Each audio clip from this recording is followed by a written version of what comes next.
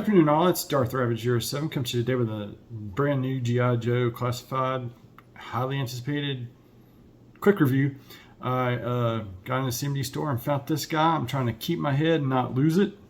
And with shipwreck on the way from CMD store, and I'm hoping that wetsuit and deep six are not far behind. But let's turn this around and take a look at Torpedo. Thanks again for watching. Make sure to like, share, subscribe, all down there.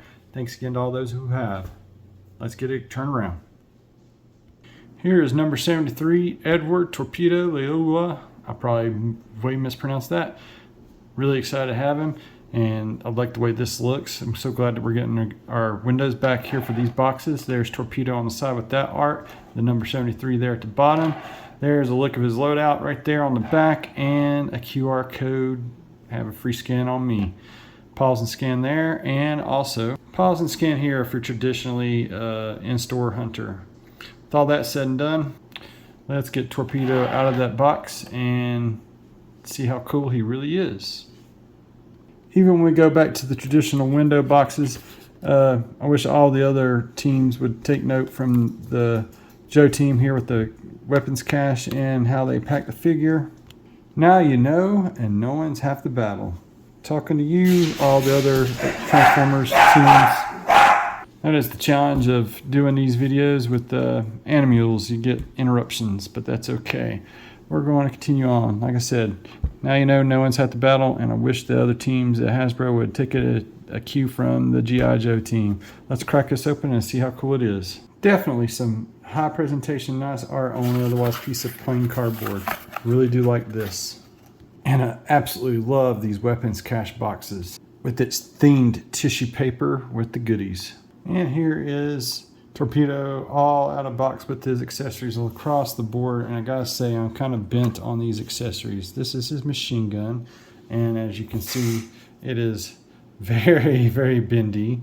That's not the worst of it just yet. It does come with its clip, as you see right here, and we'll go ahead and insert it. It is keyed to go in only like one way. I'll try to show that off, as you can see there.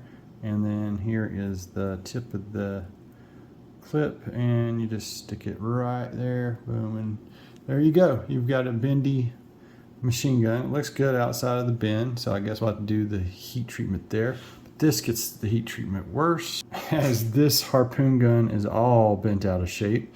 I don't think they're supposed to be like that. Normally they are a straight line there, and yikes. So I haven't watched any reviews on this, and I'm sure this is something that's going across the board. So another note to the whole Hasbro team, you really need to work on your quality control, or you're going to start losing fans buying your $25 plus figures. His knife has some warping there, but there that is, very nicely detailed outside the warping. We've got his Scuba Steve flippers, and one of them is straight, and the other one is naturally bent, I guess to show off the swim effect when it's flowing through the water. But yeah, this bendy stuff has got to stop. His Scuba Steve mask is very, very nicely detailed, and we'll plug up to his very nicely detailed scuba tank backpack, wet gear, all the stuff that, you know, Torpedo needs to survive underwater and make like a fish and swim. Let's get it together, and that there is it all together there. It's going to go across his head in a minute, and first I just want to take a look at Torpedo himself. That's a very nice head sculpt. I'd like to have had a regular head outside of his wetsuit, but that's okay. And working your way down through there, you got some nice detail right here on his gear, and you got your hole in the back there, and just this just looks so very updated, but then also homage to the original form. I just like the paint's pretty clean on mine, and I really do like what I'm seeing here overall. It's a black wetsuit with his traditional white down the, or not really white, it's gray. Have trouble with the colors there. Anyway, it looks very, very nice, and the detailing on this is so awesome. There that is. So anyway, it looks like he's ready to jump in and splash in. Before we do that, let's take a look at that articulation. He's got his butterfly most Joes have got these days. He's got all the way around there at the shoulder, upper bicep, and double pinless elbow. Love this. This is nice. He's got the little bit of wiggle waggly there at the hand, and he's ready for his harpoon gun. We'll get to that in just a moment. He can go all the way out in traditional T pose. Pretty good and swell. Rotates the wrist as needed, and another grippy hand. I wish that these had more hands, especially at the $25 price point, and should have alternate heads, especially should have like a wetsuit head, the regular head, and anything else. Glad he's got his mask and his other stuff. Like the way that you can load him out here with his gear and whatnot. I love this little bit of extra detail. He's got that much in the splits there that he can do there, and it's that drop down. It feels like a little bit still there, and he's got upper thigh, this much bend at the knee, pinless. I love that. That in the ankles and that, and tiltage where you need it. Not that he's going to be doing much of that. He needs to be much more inclined to doing the swimming motion with his flippers here in a few minutes. And just an all-around awesome Navy SEAL in a wetsuit. I could easily see them doing him in landing gear clothes, but he was running around like this a lot of the time in the cartoon, so I get it. Let's gear him up. And here is Torpedo on his, all decked out in his gear. And you can see the bend in the gun just really does kill this for me in the slightest of ways. He's got storage for his submachine gun in the back there. I really do like that. I thought he had a smaller firearm, but I guess it's just his submachine gun. And I'm good with that. He kind of stands better with the flippers there, as I have trouble standing it up.